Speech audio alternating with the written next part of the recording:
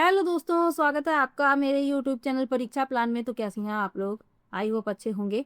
तो जैसा कि आप लोगों को पता है कि हिंदी के इम्पोर्टेंट टॉपिक में पढ़ा रही हूँ और हिंदी के सभी प्रीवियस ईयर के क्वेश्चन में कंप्लीट पढ़ा चुकी हूँ। और इम्पोर्टेंट टॉपिक में पिछला जो मैंने टॉपिक पढ़ाया था वह पढ़ाया था कारक, और कारक से संबंधित महत्वपूर्ण प्रश्न भी करवा दिए थे। और जो प्रश्न प्रीवियस ईयर में पूछे गए हैं उन प्रश्नों को भी मैं शामिल कर रही। तो चलिए वीडियो को शुरू करते हैं।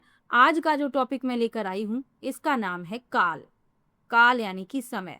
तो इसके बारे में पढ़ेंगे। तो चलिए वीडियो को शुरू करते हैं। वीडियो देखने के बाद यदि आपको अच्छा लगे, हेल्पफुल लगे तो वीडियो को लाइक और शेयर कीजिएगा, और यदि आप चैनल पर नए हैं तो चैनल को सब्सक्राइब कर लीजिए। तो चलिए शुरू करते हैं। काल क्या है? जब क्रिया समय का बोध कराती है तो उसे काल कहते हैं। साधारण सी परिभाषा आपको याद रखनी है। बस परिभाषा तो पूछी नहीं जाती है, लेकिन परिभाषा जब तक आप नहीं जानेंगे तब तक आप काल के अर्थ को नहीं समझ पाएंगे। तो जब क्रिया समय का बोध करा रही होती है तो उसे कहा जाता है काल। काल शब्द का जो शाब्दिक अर्थ है वह है समय। काल माने क्या होता है? समय होता है। तो ये आपको याद रखना है। जब क्रिया समय का बोध कराती है तो उसे काल कहते हैं। काल शब्द का अर्थ है समय। हिंदी में काल 3 प्रकार के होते हैं: भूतकाल, वर्तमान काल और भविष्यत काल। भूतकाल यानी कि जो हो चुका है, वर्तमान यानी कि जो हो रहा है, और भविष्यत यानी कि जो होने वाला है। साधारण शब्दों में इनके बारे में आप जानते हैं, लेकिन इनके भी प्रकार होते हैं और इनके प्रकारों के बारे में भी पढ़ना पड़ेगा। तो चलिए शुरू करते हैं।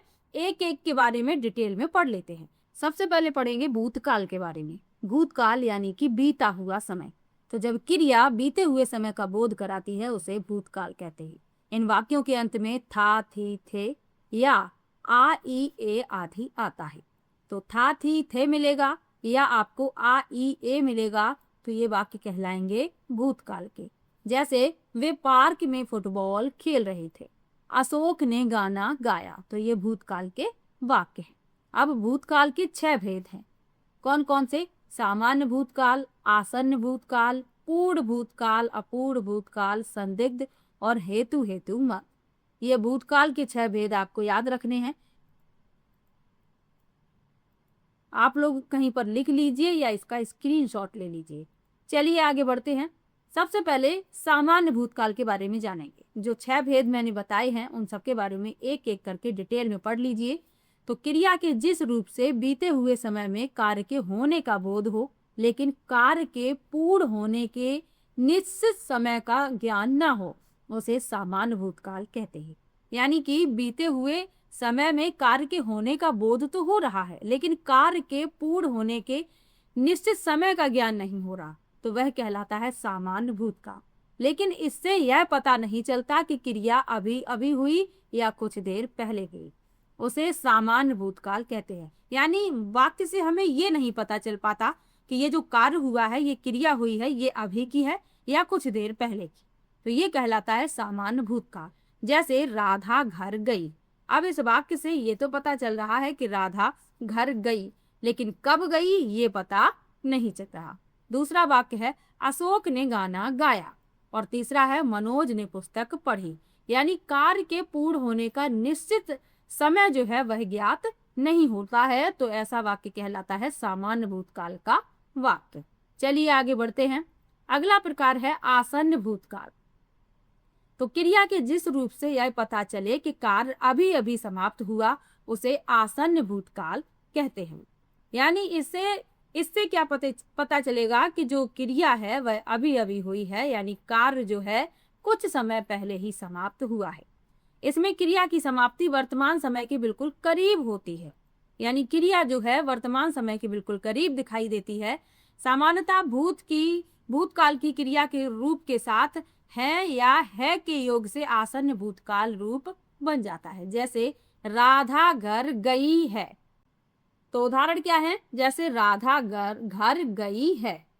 अभी मैंने जब आपको ये वाला पढ़ाया पहला प्रकार, तो उसमें क्या था? उसमें था सिर्फ कि राधा घर गई, तो ये सामान्य भूतकाल का उदाहरण था। लेकिन यदि लिख दिया जाए कि राधा घर गई है, तो ये आसन्न भूतकाल है, क्योंकि इससे क्या पता चल रहा है कि क्रिया जो है कुछ समय पहले ही समाप्त हुई है, यानी वर्तमान काल के करीब दिखाई दे रही है।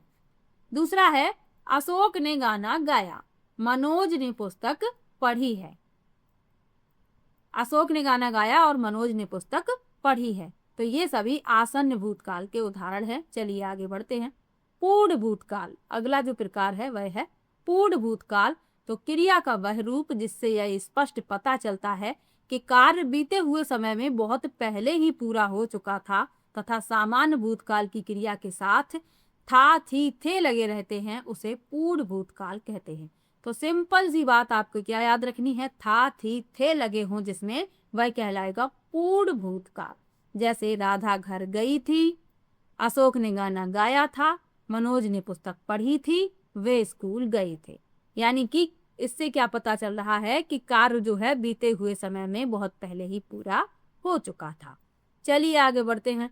अगला प्रकार है अपूर्ण भूतकाल। तो क्रिया के जिस रूप से यह ज्ञात हो कि क्रिया बीते समय में शुरू तो हुई थी, लेकिन वह पूरी नहीं हुई थी बल्कि जारी थी। इसमें क्रिया के साथ रहा था, रही थी, रहे थे आदि आते हैं।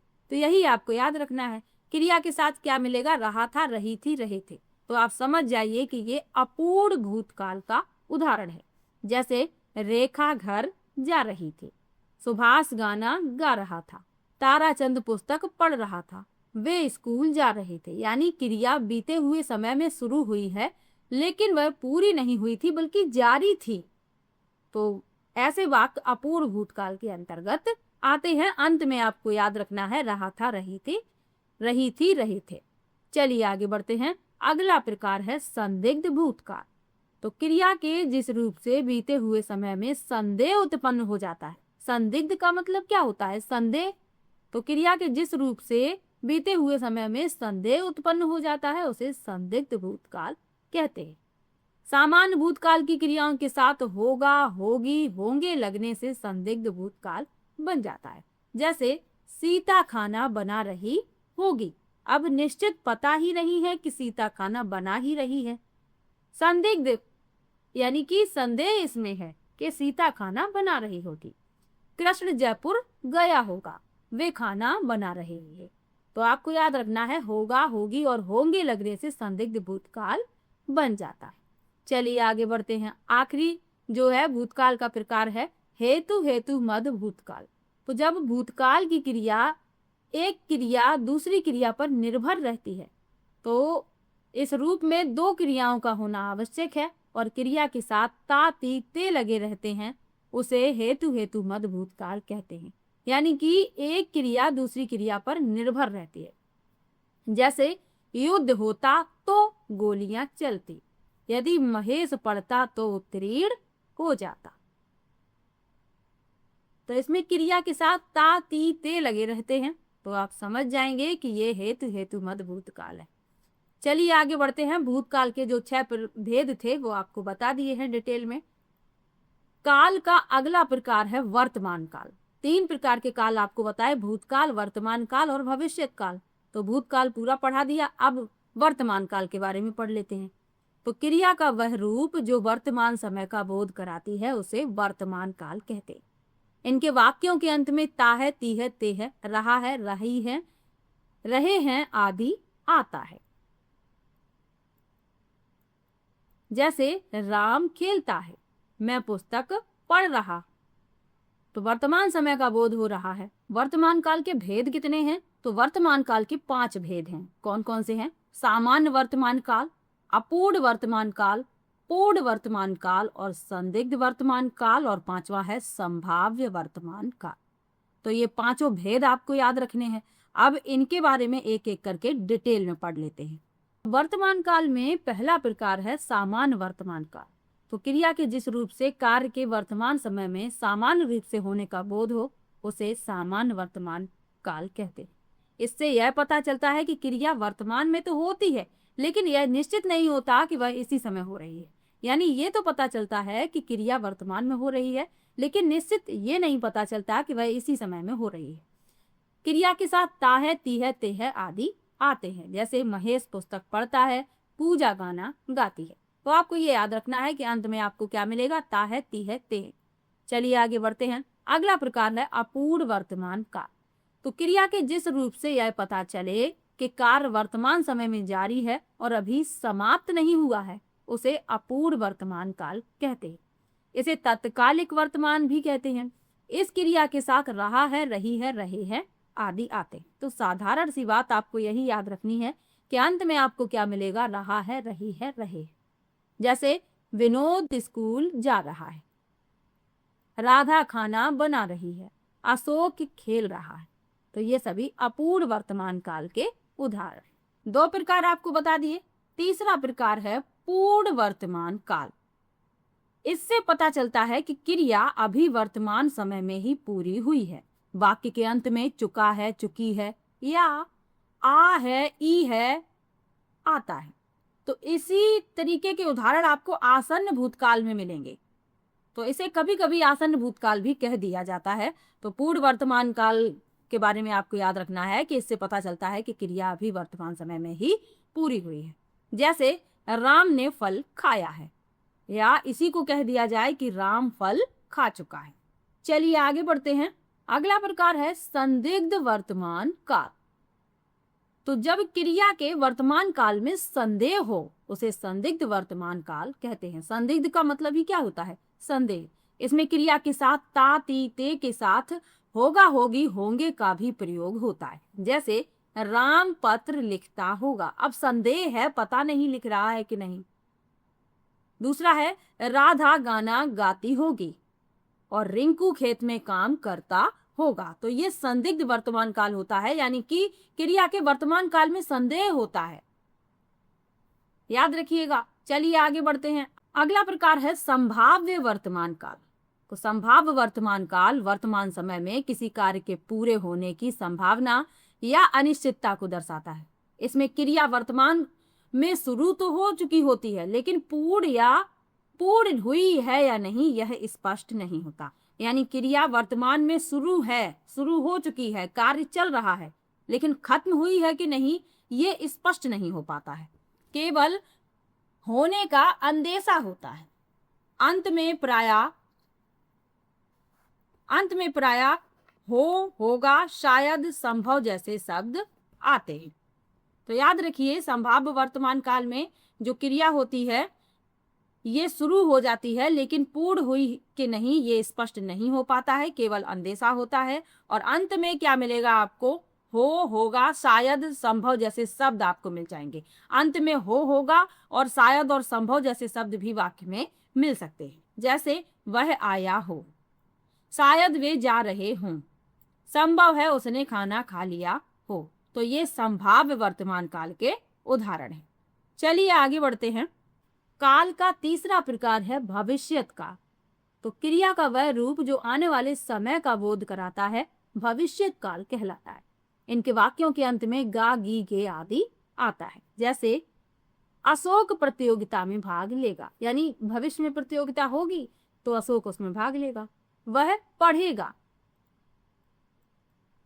तो आने वाले समय का बोध होता है, तो वह कहलाते हैं भविष्यत काल। अंत में आपको गा, गी, गे मिलेगा। भविष्यत काल के भेद कितने हैं, तो 3 भेद हैं। सामान्य भविष्यत काल, संभाव्य भविष्यत काल और हेतु मद भविष्यत काल। अब इन सब के बारे में एक एक करके डिटेल में पढ़ लीजिए। सबसे पहला प्रकार है सामान्य भविष्यत काल। तो क्रिया के जिस रूप से उसके भविष्य में सामान्य रूप से होने का बोध हो उसे सामान्य भविष्यत काल कहते हैं। इसमें क्रिया के अंत में एगा, एगी, एंगे आदि लगते हैं। जैसे अशोक प्रतियोगिता में भाग लेगा, राधा गाना प्रतियोगिता में भाग लेगी। तो इसमें आपको बस इतना ही याद रखना है कि क्रिया के इस रूप में क्या होगा, उसके भविष्य में सामान्य रूप से होने का बोध होगा, तो वह कहलाएंगे वाक्य सामान्य भविष्यत काल के वाक्य। चलिए आगे बढ़ते हैं। अगला प्रकार है संभाव्य भविष्यत का। क्रिया के जिस रूप से उसके भविष्य में होने की संभावना का पता चले उसे संभाव्य भविष्यत काल कहते हैं। इसमें क्रिया के साथ ए, आई, ओ, ऊ का प्रयोग होता है। जैसे वे शायद आज आ जाए, कदाचित आज अशोक आए। तो इसमें क्या होगा, भविष्य में होने वाली क्रिया की जो है संभावना का पता चलता है, यानी क्रिया के जिस रूप से भविष्य में होने की संभावना का पता चलता है, तो ये कहलाते हैं संभाव्य भविष्य का। तीसरा प्रकार है हेतु हेतु मद भविष्य का। तो क्रिया के जिस रूप से यह पता चले कि भविष्य में होने वाला कार्य किसी कारण पर निर्भर है, उसे हेतु हेतु मद भविष्य काल कहते हैं। जहां एक क्रिया का होना दूसरी क्रिया पर निर्भर हो, जैसे यदि छुट्टियां होंगी तो मैं आगरा जाऊंगा, यानी छुट्टियों पर निर्भर है आगरा जाना। यदि गौरव खाएगा तो मोटा हो जाएगा, यानी गौरव का जो मोटापा है वह खाने पर निर्भर है। तो एक क्रिया जो होती है दूसरी पर निर्भर होती है। तुम आओगे तो मैं जाऊंगा, यानी तुम यदि आओगे तो ही मैं जा पाऊंगा। तो तुम्हारे आने पर मेरा जाना निर्भर है। तो एक क्रिया जहां दूसरी क्रिया पर निर्भर हो, वहां पर हेतु हेतु मद भविष्यत काल होता है।